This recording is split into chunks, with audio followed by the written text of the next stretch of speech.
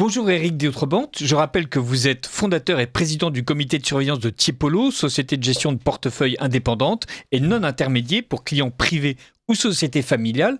Et justement, en cette période d'incertitude, pourquoi voulez-vous évoquer l'actionnariat salarié ? D'abord parce que l'actionnariat salarié, c'est une richesse dans beaucoup de pays. On peut voir que la part du capital dans des actions détenues par l'actionnaire salarié, ça veut dire que ce sont des salariés qui sont devenus actionnaires, eh bien, aux États-Unis, ça représente à peu près 9% de la part du capital, mais 9% qui représente à peu près 18% de la population. Donc, on voit que c'est très, très développé sur le marché américain. En France, malheureusement, sur le CAC 40, on passe de 9% à 4% sur le CAC 40, 3% en Europe et 2% sur la France.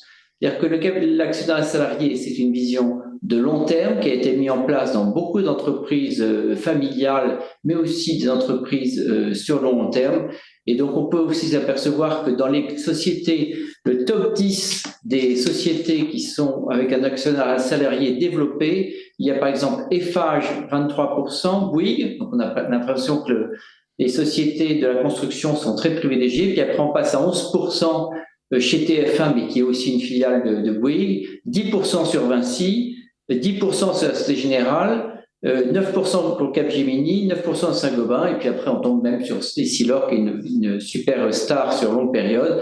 On s'aperçoit que l'actionnariat salarié est développé en France, mais pas assez, puisque dans le cadre des retraites, par exemple, un des moyens qu'ont trouvé aussi bien les Américains que Singapour, où ils sont très très forts sur l'actionnariat salarié, ou même en Suisse où il y a un autre système, l'actionnariat salarié, c'est un moyen d'avoir de la retraite par capitalisation qui est assez puissante. Alors, on peut aussi regarder le montant, donc le top 10 de l'actionnariat salarié en termes de montant. Aujourd'hui, chez Total, ça représente 8 milliards, donc vous voyez que c'est vraiment important. Essilor, que j'évoquais tout à l'heure, 6 milliards. Vinci, 6 milliards. Safran, 6 milliards. Saint-Gobain, 4 milliards. BNP, AXA, Airbus, qui est important. Et puis Bouygues et Société Générale. Donc voilà des chiffres qui sont révélateurs d'une part importante des salariés qui, quand ils peuvent, parce que toutes les sociétés n'ont pas développé un actionnariat salarié, quand on peut atteindre évidemment le capital d'une société, c'est utile. Et je remettrai aussi un autre élément, la part des entreprises du SBF 120. SBF 120, c'est l'ensemble des sociétés, les 120 sociétés du marché français où les salariés détiennent au moins 3% du capital. Eh bien, ce nombre de sociétés est passé de 20% en 2013 à 27% aujourd'hui. C'est-à-dire que l'actionnariat salarié se développe. Alors, pourquoi il se développe ? D'abord, c'est une alternative pour la retraite. Après, quand vous êtes dans la société qui vous propose de rentrer dans son capital, vous avez souvent une décote de 20% pour les sociétés cotées, mais aussi pour d'autres. Et puis, vous avez aussi la possibilité de ne pas être trop fiscalisé quand vous mettez votre argent. Et puis, il y a un abondement. Et l'abondement, c'est la part que va mettre la société. Quand vous mettez 100, et bien la société peut mettre, par exemple, je donne le maximum, 300 pour avantager le salarié. Évidemment, le salarié, qu'est-ce qu'il va en faire ? Il va faire ce qu'on appelle l'épargne salariale, mais quand vous rentrez dans votre société, c'est que vous avez une vision longue de votre taux de détention. Et ça, c'est très utile pour la retraite. Quand vous prenez votre retraite, si vous avez eu la chance d'avoir accumulé de l'argent, régulièrement dans votre épargne salariale, vous pouvez avoir des fortunes importantes. Exemple, je pense que des stars, c'est Essilor. Le cours d'Essilor sur 30 ans a énormément monté. Monsieur Fontanet, qui a fait une partie du succès d'Essilor et qui souvent est très pédagogue sur les marchés financiers et même sur ce sujet qu'il a évoqué très récemment, eh bien, on a la possibilité pour un salarié d'Essilor d'avoir aujourd'hui souvent, alors il donne 50% de sa fortune qui est liée, je ne parle pas de la fortune de M. Fontanet, je parle de la fortune de salarié chez Essilor.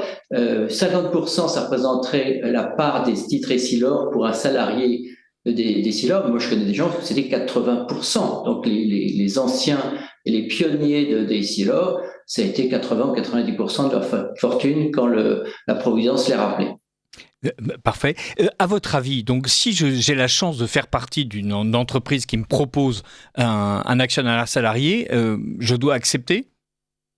Alors, faut toujours, on peut pas avoir des règles. Oui, la règle, en général, oui. Après, il peut y avoir des exceptions. Quand vous êtes sur des sociétés très volatiles, très compliquées, liées aux matériaux, aux matières premières et compagnie. Alors, sauf Total, qui est aussi lié aux matières premières. Et Total, et c'est quand même une grosse partie des salariés de Total ont été enrichis grâce au titre Total et avec les dividendes de Total. Mais il faut toujours en profiter pour avoir une vision longue. Puis après, il y a les 4 déblocages aussi de l'épargne salariale. Donc, souvent, moi, j'ai conseillé à des clients de retirer de l'argent chez moi, quand c'était par exemple chez Vinci. Je leur disais, je vous redonne reprenez de votre portefeuille géré par votre serviteur. Vous allez rentrer chez Vinci avec de l'actionnariat, avec des titres décotés. En plus, vous avez un abondement et la performance mathématique. Alors, évidemment, ça fluctue les actions. Et puis, il ne faut pas oublier sa situation patrimoniale, ses objectifs. Mais en règle générale, l'actionnaire salarié devrait continuer de se développer et ce serait bien que, enfin, puisqu'on parle de retraite, on parle beaucoup plus de l'actionnariat salarié et de l'épargne salariale et de retraite. Et ça peut très bien avoir le système de répartition et de capitalisation. Donc, c'est du gagnant-gagnant. Merci beaucoup, Éric d'Outrebente.